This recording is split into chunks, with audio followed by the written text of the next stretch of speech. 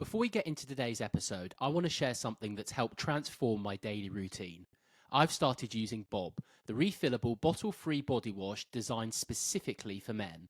If you're still using bottled shower gel, you're literally washing money down the drain. Let's face it, you always use more than you need, and half of it just slips through your hands before it touches your skin. Bob combines a reusable applicator with exfoliating bristles and the world's first refillable body wash bars, formulated to match a man's skin pH of 5.5. All this means you get a deep clean with zero wastage. It's better for your skin, better for your wallet, and better for the planet. Plus, it's travel proof. Just pop on the lid and your Bob is ready to go wherever you are. For an exclusive 15% offer on your first order, head over to welcometobob.com and use the code meaningofmen15 at checkout. Welcome back to The Meaning of Men.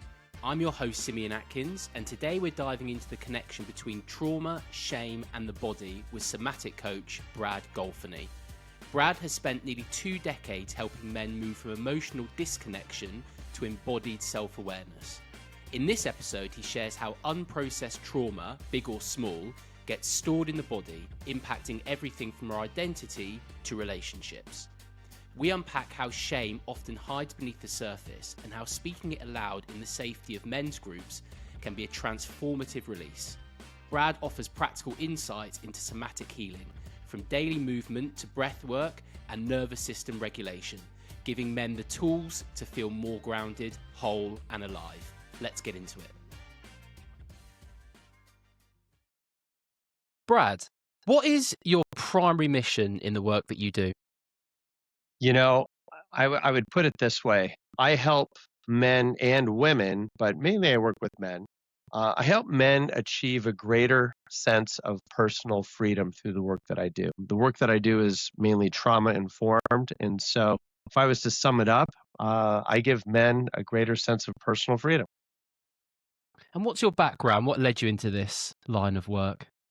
You know, it's so funny. I have been sitting in men's groups for almost 20 years and just love the power of men's groups. When I was in group after about 5 years, I started doing the work professionally and just started doing weekend retreats for men that were new to the work. And after that, just got hooked more and more and more into men's work. The story is there was one particular retreat where I had a couple military vets that had suffered from pretty serious PTSD, both of them. And it was in that retreat that I was leading that I realized that I needed to sharpen my skills.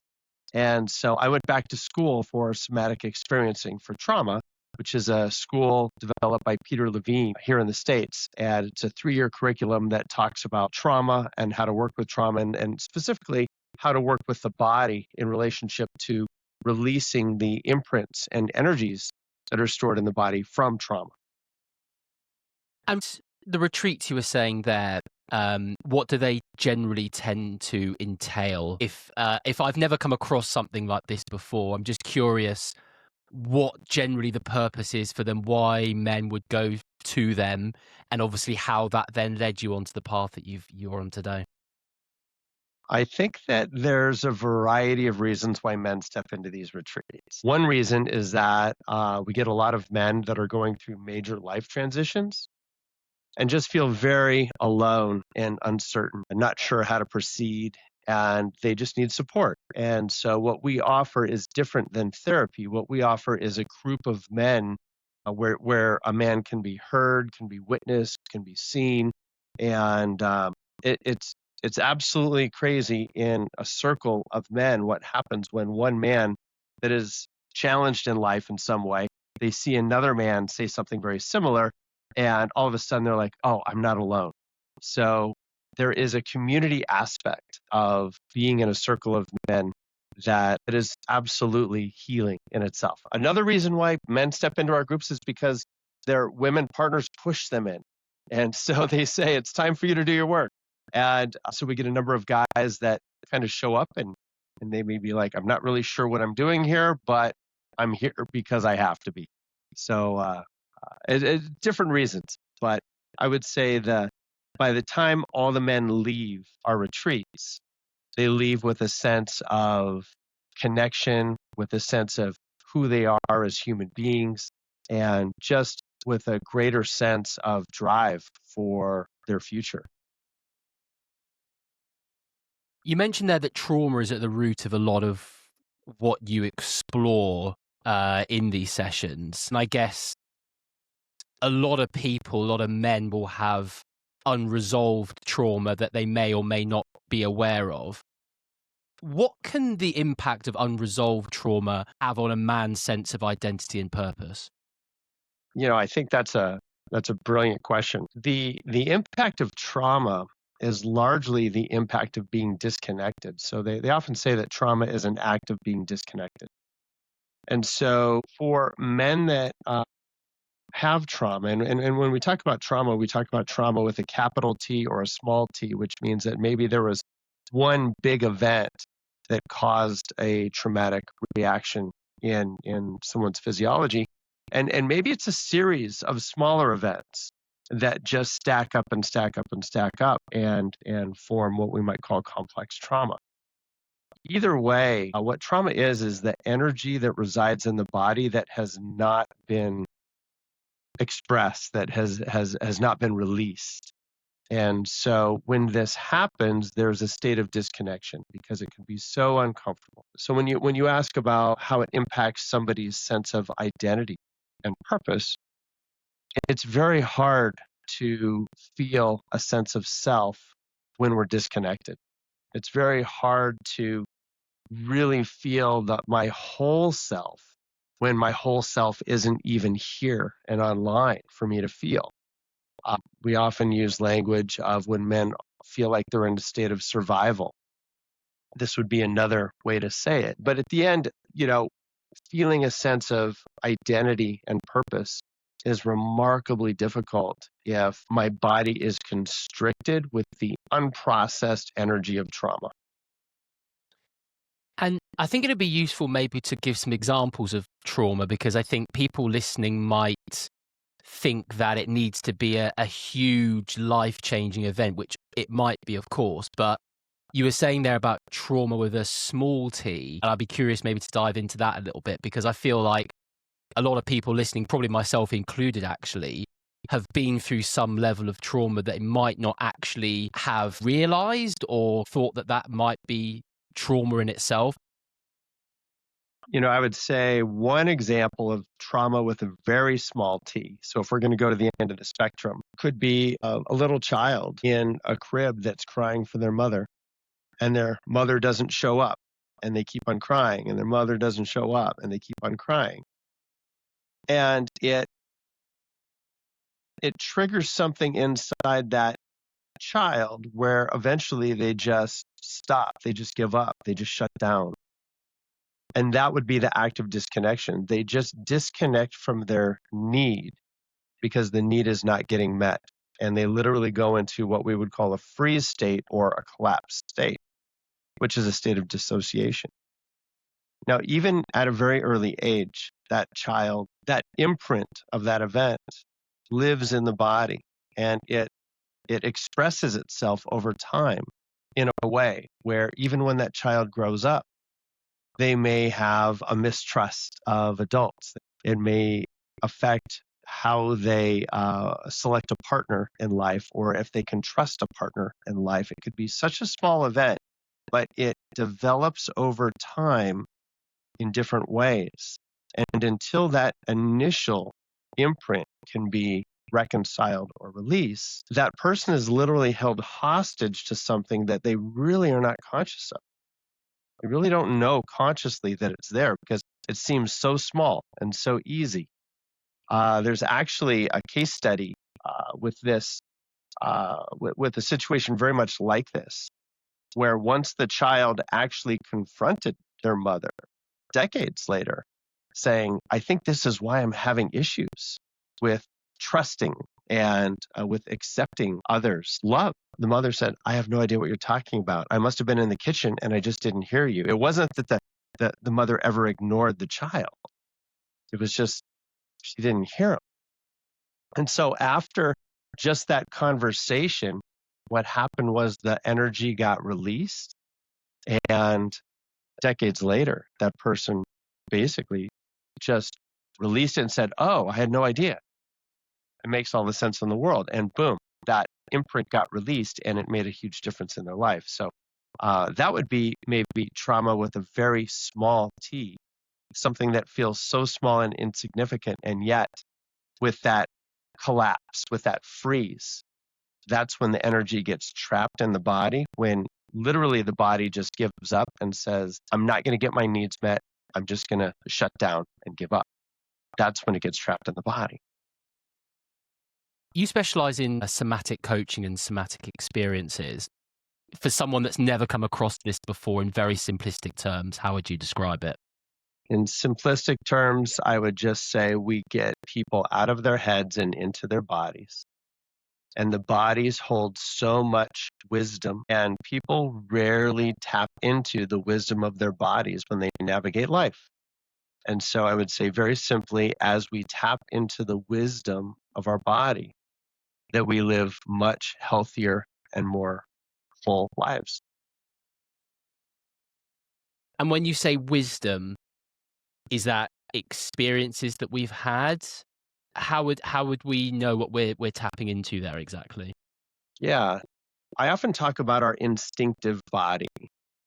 So when we do somatic work, we not only talk about our emotional body of anger and fear and shame and joy and sadness. We don't only talk about those, but we also locate where they exist in the body. So where does anger reside in the body? Where does sadness reside in the body? Because they often are in two different locations in the body. They're different spaces. And so when I talk about the instinctive body, to me that resides just below the belly button in the lower gut, where our instinctive survival center lives. And there are so many times when I've talked with men when they will say something like, "I should have known better," right? Or "I knew better and I just didn't do it." And so this is their instinctive body talking to them. This is their body wisdom talking to them, almost in a 2020 hindsight way. And so if we can better listen to what our bodies are actually saying, our bodies have reactions to anything that we perceive. It may be a twitch, it may be heat, it may be coolness, it may be a vibration, but our bodies have reactions to almost everything that we perceive in life. Once we learn how to uncode those internal perceptions, then it gives us so much more agency and ammunition to make good, sound decisions in life rather than just framing it from our mind. I would say that men are largely conditioned through our societies to think their way through life, that men are hardwired in this problem solving mode where it's like, show me a problem and then I can figure it out and solve it. And in the somatic world, we actually don't work in those paradigms. We say, what's happening in the body? What sensations are alive in your body? And if you were to give some meaning to those sensations, what are those sensations actually telling you? And often the body doesn't lie, right? Our mind can absolutely fool us, but the body just never lies. And is there an element of almost surrender to that? Because like you were just saying there, men can often be hardwired to be in fix it mode, do it mode. This almost sounds like it's a case of stepping back, just letting your body do what it needs to do, listen to what it's saying and almost embrace it rather than trying to like jump to doing some kind of action or trying to, as we were saying, like fix something immediately. Absolutely. Absolutely. And I think if I'm reading your question right, what I'm actually hearing is the difference between being reactive and being responsive. And so, they often say that when I'm reactive, I'm actually being informed by the past. And so my past experiences are forcing a reaction, which gives no room for that pause, that body wisdom. It gives no room for that. So what is required And it feels very simple, and it's actually very difficult. What's required is to pause and to allow the body language to be received. And so if I feel like I'm about to react, and this is the training that we do, we train men how to notice those early signs of reactivity and then to just pause and maybe count to 3 and let our body receive what we need to receive. And then just pay attention to what's happening. Just pay attention to what's going on in our body. And now I'm way more informed, way more aware, and will respond 100% of the time, will respond in a different way to whatever situation I'm in. I think as men, we're often conditioned to disconnect from our emotions. I'd be interested to hear from you maybe some of the specific techniques or practices that you use to help men almost start to reconnect with themselves through somatic practice.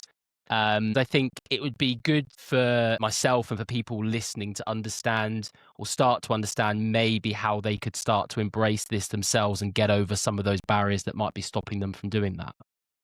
No, I love it. For me, it's all about movement. Moving the body. I don't care if it's a practice of yoga or dance or Tai Chi or Qigong or whatever your practice is, but to move in a way that is intentional, that is conscious, and where I can actually feel my breath as I move. So it's interesting because not all sports will do this, but some sports do. But body movement is key to literally not only getting energy out of our body, but also really developing this internal state of awareness of what's really happening inside. And so, as you ask the question, the first thing that comes to mind is movement. Every morning, I have a body movement exercise where I do body movement to music, and I do it every single morning. And it's interesting because it's as important as my cup of coffee. In other words, if I didn't do it, I would notice that I didn't do it. My day would be different, but it's just a good way that I start my day. And different practices work different for different people. But that would be my first thing is movement. The other thing I would say is we talk a lot about the breath. And so noticing our breath helps actually our physiology slow down. So I would say this, most of the time throughout the day, people are not aware of how they are breathing. The breath is an automated function of our body. And so unless we consciously feel our breath and maybe change the location of our breath. So if our breath is up high, maybe take some belly breaths, right? Like deep down low. But being conscious of how we're breathing is a huge part of the somatic process. Is this similar to meditation when you're talking about a practice and when you were referencing about breathing, for example? Like one of the first things I thought was meditation.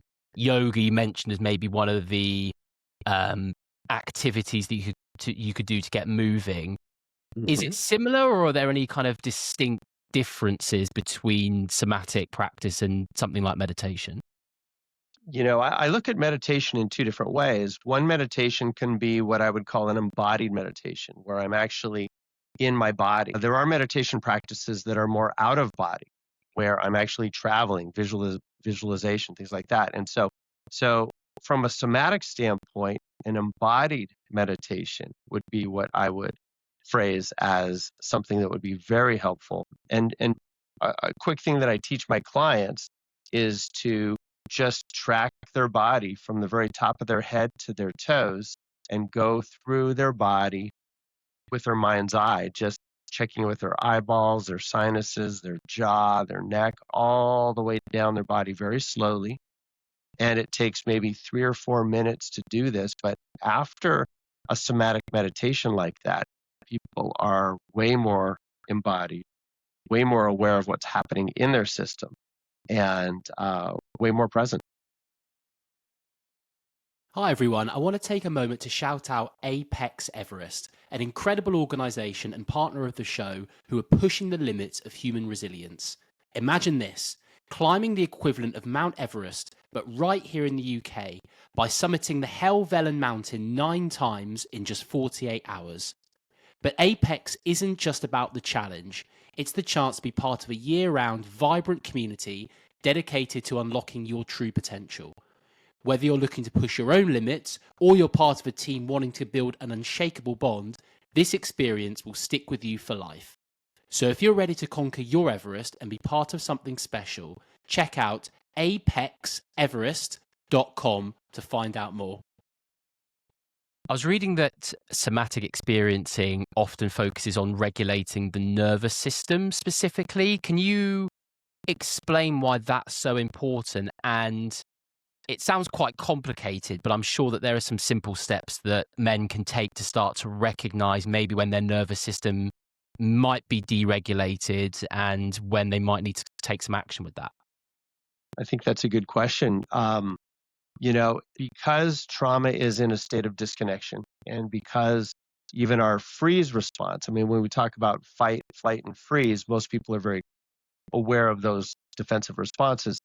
Trauma normally happens when we go into a frozen response or a disconnected response. And so the tricky thing for a lot of people is when they freeze, they are disconnected.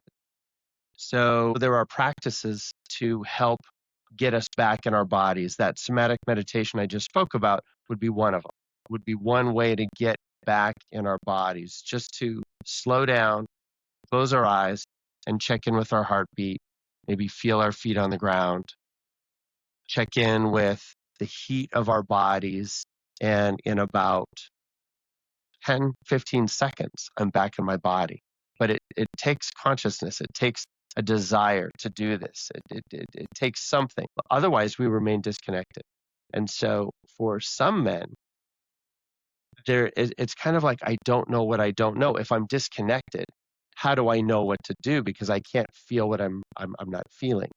And so the practices themselves are ones that get men in their bodies so they can actually feel what's going on. I would add that once we do that, we start with 2 very simple points of awareness.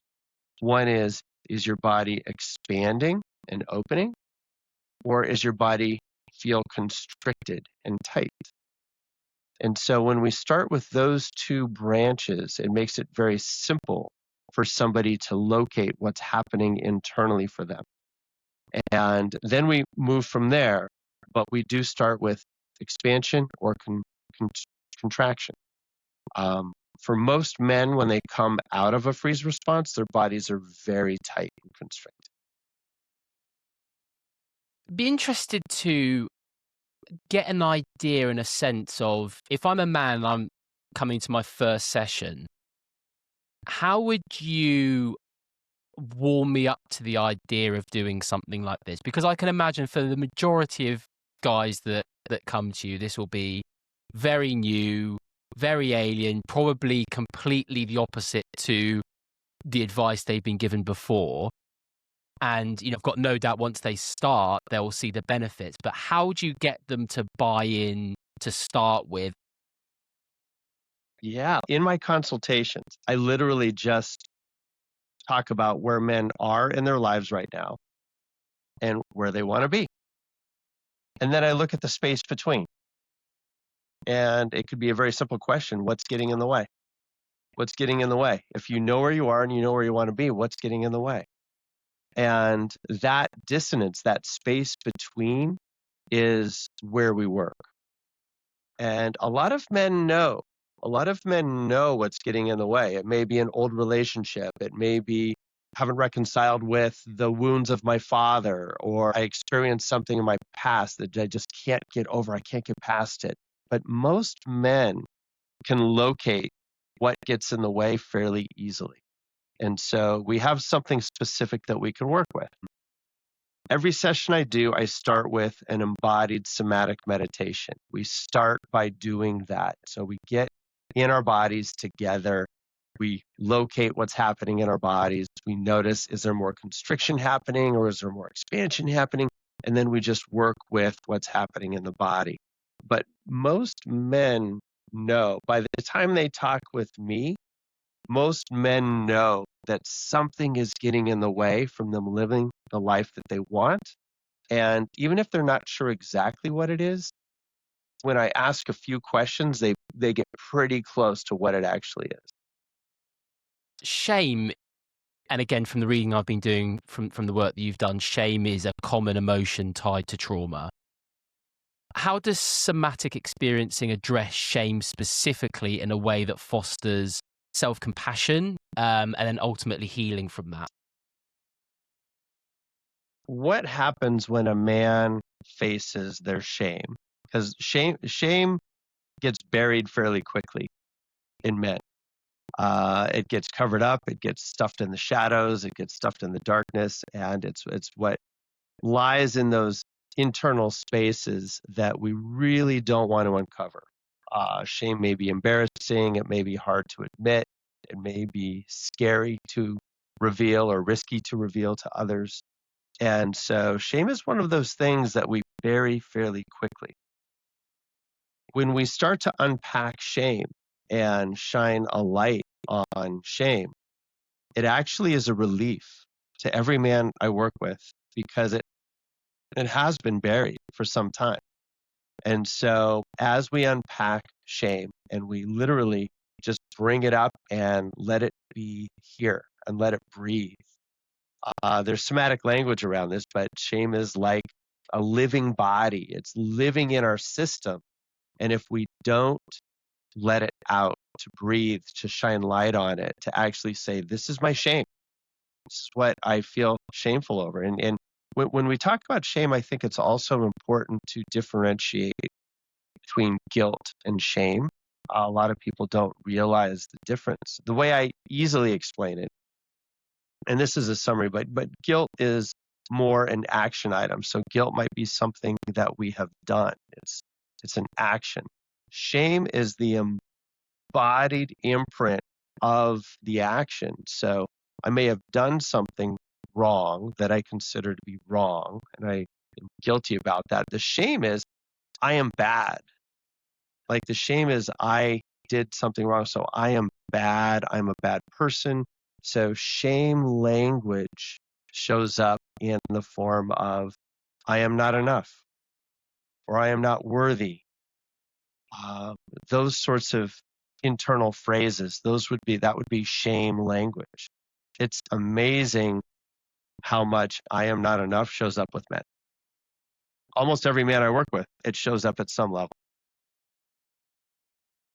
And when you start to dive into that, I'm not enough, what kind of things are coming up in the conversations that you're having? Why do men not feel like they're enough? I think it is conditional. It's varied. I mean, it could be messages that they've received over time from their partner, actually telling them they're not doing things right. They're not showing up for them. They're not protecting them or providing them in a way that they need. It could be things from work, but it's literally outside messages that are coming in. Shame is considered a secondary emotion, which is important. So because it's a secondary emotion, it's emotion that is largely developed through conditioning, where fear and anger and sadness are primary emotions. So these are emotions that we are hardwired to feel, and they're also part of our survival system. Shame is more of a conditional emotion. And so if you told me over and over and over that I'm not showing up in the way that you need me to show up, that I'm not providing in the way that I need to provide to meet your needs, and that you matter to me, then I'm going to feel shame. I'm going to feel like, oh, I guess I'm just not doing it right. And it's amazing how easy that message can get across to men in today's culture. When we shine light on the shame, when a man can literally speak the shame that they feel, there's a release in just speaking it. And in that release, there is something magical that happens, almost like, oh, I'm not alone. And this is why men's groups themselves are so important, is because when men reveal their shame in a group setting, then another man across the way is going to say, I have that too. That's so true. That's true for me. And we've got a whole circle of men that are now revealing their shame, and all of a sudden they're not alone. Shame is real, and shame becomes just part of the function. And shame can be turned into a motivator for action once we put it into the light. Can you go into that in a little bit more detail? I think that's very interesting, because if you have, I'm sure shame's not the only example of this, but a negative emotion like that, very powerful if you can then turn that into a positive. So how have you seen men do that with something like shame? I've seen men collaborate around shame and say, I feel like I'm not enough. This actually happened in our men's groups just the other week, where probably 6 men in our group actually said that same phrase, like, I'm not enough, I'm not enough. And as we talk about it, and all of a sudden we're not alone, now we can support each other by saying, what's missing for you, right? If you had this in your life, how would it make a difference in you being enough for yourself? And at the end of the day, in a men's group setting, when we talk about what's missing, or what's not present, men often go there fairly quickly. They'll identify something fairly quickly. And with support of the group, with support of a coach, with support of a therapist, whatever it is, then now we have something we can sink our teeth into. It's like, oh, we just identified something. And what if we developed a practice to give more of this in your life? Would that make a difference? And the answer is always yes. And so it becomes a very practical approach to say, we just identified something that this man needs. And if this man had it, that he would feel less shame. I want to pivot slightly and talk about fatherhood for a minute. I'm a dad. I've got 2 children, and a lot of the time I'm thinking about how I'm feeling and what I'm doing is going to impact them. And so even if I'm not necessarily motivated to change or improve something about myself for me, I think there's this underlying desire to want to change for them. I'd love to explore the role of a father's relationship with his own emotions and how that then will have an impact on their children's emotional health. And I guess how somatic coaching and practices might be able to help fathers become almost better emotional role models. I think you're hitting on why I literally do what I do. I have had in the past a lot of people that have said, I'm having trouble with my teenager. Would you mind working with them? And in every single case, I say, no, that's not the age group that I work with, but I will work with their dads. And I have just an immense amount of passion for working with fathers and helping them achieve a greater sense of emotional awareness for themselves, something that probably wasn't really modeled for them by their fathers. And I know it wasn't for me. And so as men develop a sense of emotional awareness for themselves, it makes them better fathers. And it's easier for them to model what healthy emotional expression actually looks like. So there is healthy anger. There is healthy sadness. There's healthy joy, right? There's healthy fear. And so as we talk about the emotional body, what is my relationship with these different emotions? And so we go deep into this in the somatic work of helping men understand what their past relationship is and how they want to shift it. And so as that happens, they become more emotionally aware, more emotionally embodied, and they're showing up at home as more emotionally available men. And that just absolutely is what kids crave and what they love. And I'm very, very passionate about that level of work.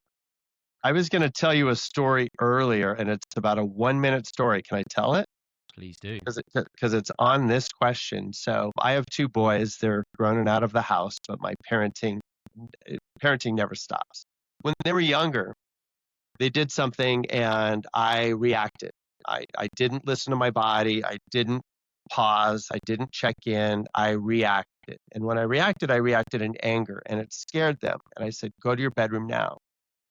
And so I felt guilt over what I did. I felt shame of, oh, I'm a bad father. I shouldn't have done that. I know better. I know to pause. I know to listen to my body before I react, which is a huge thing for fathers to learn. But I didn't do it, right? In my mind, I screwed up. And so I went down to their bedroom and I was going to explain to them how I messed up and apologize. Well, I sat down on my son's bed. Both my sons are on either side of me. And I started to explain and I just lost it. But the shame took over and I just lost it. And I started crying. And I don't think my sons had ever seen me cry before that moment. And it was so interesting because as I was crying, I couldn't stop. I could feel their hands on my legs. I could feel them lean into me. I could feel them just kind of cuddle in. And to me, that moment was a defining moment in my parenting because not only did I tell them it's okay to cry, I showed them what it's like. I modeled what it was like to actually cry when you're sad. And so that's a level of modeling that is difficult for fathers to do. And I would never have planned that, but it just happened. And I'm so grateful that I allowed my body to actually cry and I didn't stop the process. So that's just a quick story of how important modeling is. And I would say now that my children are very emotionally healthy and they're adults, they're in their 20s. What gives you hope about the future of men's mental health? And what role do you think somatic practices will hopefully play in shaping that future? You know, the word hope is really big for me. When I read the news, when I look at world affairs, when I look at politics, when I look at all of this stuff, my hope gets dwindled. I feel like, oh, we've got a really messed up world. So I think one reason why I do what I do is to actually stay hopeful.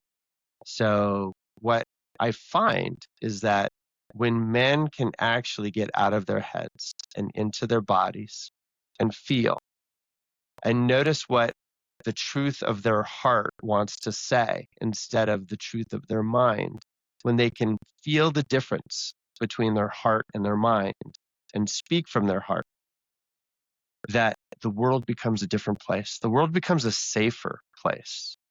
And I do believe in my heart that it's up to us as men to create safety in this world. And so far, we haven't done a very good job of it. And so the work that I do is helping men get in touch with their body, with their instinctive body, with their heart-centered body, to learn from those places, to speak from those places. And when I see this working, when men actually leave a review on my website or they call me up and they say, my life is totally different because now I'm listening to my heart. Now I'm actually speaking from my heart to my partner and they're receiving me in a totally different way. The world is changing. And so that gives me hope. And it's literally one man at a time. You're right in terms of men obviously needing to lead the change, but I'd be interested as well if I'm a mother or if I'm a wife or a partner or a friend listening to this and I want to help a man in my life start to take a step back and start to listen to themselves and start to do what you were saying there in terms of being more emotionally available and understanding trauma when fundamentally they just might not be wired that way. How would you recommend starting a conversation like that? Because I can imagine it could be quite a tricky one to approach, maybe. I mentioned this earlier, but a lot of women actually, in a way, push their men into these environments, and it's because of a need. It's because of a need that maybe they are not being heard or seen or felt in the way that they need to be. And so what's happening is that as men get into their emotional body, there's an opportunity for some real honest and open conversations. If they're not happening, then women are going to be very upset with their partners. And so my advice to women is that there is a philosophy that men need men to grow, that it's not their job to train their men on how to be emotional, because that's somebody else's job. It's a coach, it's a therapist, it's a men's group. And so to just look at what's available out there. Are there men's groups in the area? Are there men's organizations that offer online curriculums? I'm involved with a bunch of them. And so there are some easy resources to grab onto that could be really easy and healthy.